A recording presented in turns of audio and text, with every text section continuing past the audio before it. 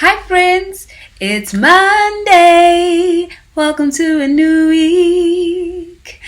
Hi friends, welcome back to the channel. For those who have never seen me before, my name is Alita and I come on here and I share prophetic words that the Lord gives me through dreams that He gives me. So, before we get into the dream and the word, I just want to give two quick disclaimers. First one, please be aware of scammers who are posing as me, replying to your comments, asking for donations. I would not do that. I would not ask you guys for any kind of donations at all in the comment section. Second disclaimer, please remember that not every prophetic word is meant for you. Not every prophetic word that I put out is meant for you. So please pray about it. Take it before the Lord. The best case scenario is when a prophetic word is confirmation of something that the Lord has spoken to you about. But even if you're hearing it for the first time, it doesn't mean that the word is not for you. Just take it before the Lord if it resonates in your spirit, if you really feel like God is speaking to you, and ask Him to confirm it. And no matter what your scenario may be, whether it's the first time you hear it or God is confirming something, please just make sure that you spend time with Him. This is the most important thing ever in your entire life. You need to have a relationship with the Lord for yourself and not rely on others to bring you messages about what the Lord is saying to you. He really wants to get into a deep, meaningful relationship with you. So please do that. So I'm going to get into the dream. I had this dream on the January 1st, 2021. And in this dream, I was in this, I'm going to say seemingly exquisite and lavish place. And it was like I was moving into this place. And I remember there was a setup, like a dormitory setup. And there were beds there, like there were people that were preparing beds for me and other people. And I remember thinking, there aren't enough beds here. Like there isn't a bed for me in this place. And the other people that the beds were being prepared for are people that I am no longer in relationship with in waking life. There are people that, the Lord has kind of, led me in a different direction in my own personal walk with Him. So He's basically, led us in different directions. So these are the people that were in my dream that I was supposed to be sharing the space with. And I remember just feeling like, oh yes, there was like this uncertainty about where the beds will be. Like they just kept moving. Like, okay, it will be in this section, and no, let's have it in that dormitory or here. So there was no certainty about where we were going to sleep. But eventually, there was a room that looked really beautiful. It looked like a room that I would love. There were books everywhere, and it was nicely set up.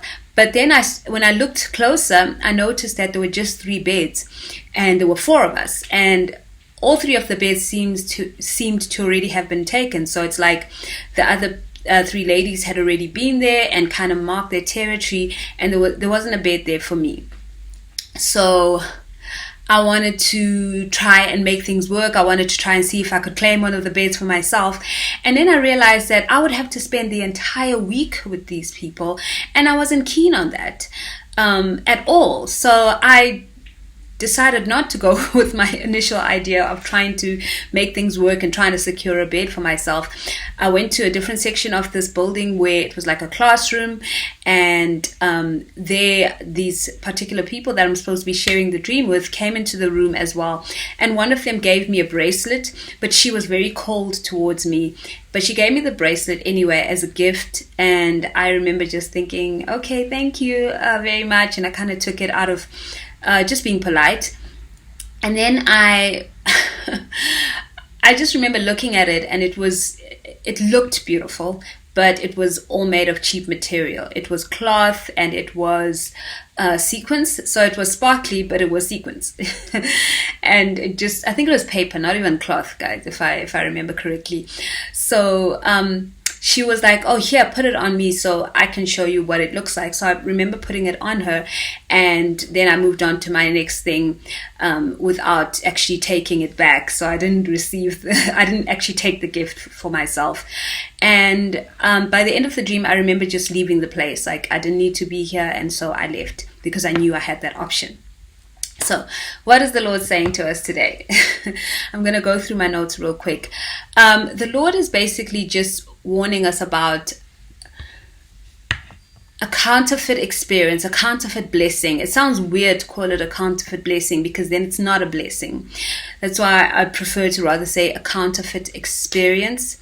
And there are some key things that you would need to look out for to be able to figure out whether this is really from the Lord or whether the enemy is trying to set you up. So what this dream is showing is that the enemy is trying to pull you into a situation, get you into relationship, get you in bed. You know the term, like what's the term? I wrote it down. Get you into bed with, the wrong people. And if you agree to this alliance, it will link you to your past. It will actually bring you back into, like, especially spiritually, it'll just take you backwards spiritually. And that's not what you want in this time. So you have to be discerning, because the opportunities are coming up. God is really opening doors for a lot of us. And obviously the enemy is going to try and derail you by presenting his own counterfeit opportunities. So if this thing is going to link you to your past and take you backwards, really question it, okay? And also the fact that they kept moving where the beds would be situated, it's going to be a confusing situation. It won't make sense. It'll be like 1 minute it's this, and then they're changing things, and then it's a different thing. It's like they're just giving you a bit of the runaround, and that is a key thing to look out for, because it's like a clue that's showing you that this is a counterfeit opportunity. Be careful. So that's one of the clues that the Lord will give you, just how confusing things are. 1 minute it's one thing, and then the next minute it's another thing. Just confusion. And we know that God is not the author of confusion. So watch out for that, because that should be a red flag. Also the part where eventually, when I walked into the room that they had set up, and I thought it was really nice, it had books. I love books and stuff like that. So what the enemy will do is that he will try and set it up to your liking. So it's almost like a manipulation and a seduction. So even if it looks good, like these are the things that you love that appeal to you, still be careful, be wary. The situation won't feel right. It'll feel cramped, like there's no room for you and that you shouldn't be there. And it'll feel like it's linking you to your past. That's a key thing. That's another red flag. If it's too familiar and it feels like something that you've experienced before, especially where it brings up negativity, negative feelings, I really, really urge you to just pray about it and check with the Lord if this opportunity really is from him, because chances are it is not. The Lord is just saying that there's nothing for you there, and he will make it clear to you. He will make it crystal clear so that you're able to make a decision. And as these things happen, you will realize that you really don't want to get involved, because it's tying you to your past. That's such a key thing. You'll begin to realize that, wait a minute, this isn't something that I want to take part in, because I'm going to have to do this or spend time with this particular person or this group of people. And, it's just all a link to my past.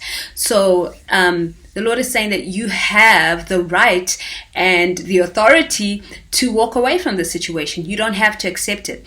I know that some people may feel like they may feel obliged to take up the opportunity because it's been offered to them. The Lord is saying, stand your ground, don't do it, walk away, because that's the best decision you can make in that situation. The part with the bracelet. on top of trying to make the opportunity look like something that you would like by, by basically just manipulating and being seductive in terms of, pulling you in, they will also try and present certain things to you that really look good, but actually they aren't. They're not valuable at all. It's just paper and sequins. There's no value in it, and you don't need to accept any of that. Just walk away from the opportunity. And I think of Lot's wife and how she looked back after they had to rush out of Sodom and Gomorrah, and she turned into a pillar of salt. The Lord is saying, don't look back. Don't allow anything that will tie you to your past to pull you in, because it will really cause delays. It will derail you from the promise. And the Lord is so good and He's so faithful. He'll get you to where you need to be, but you need to be discerning and walking in step with Him, in tune with Him, receiving His guidance. Then you'll get there quicker and you won't take the long route. I also wanted to read Philippians 3 verse 13 to 14, which says, "Brothers and sisters, I do not consider myself yet to have taken hold of it.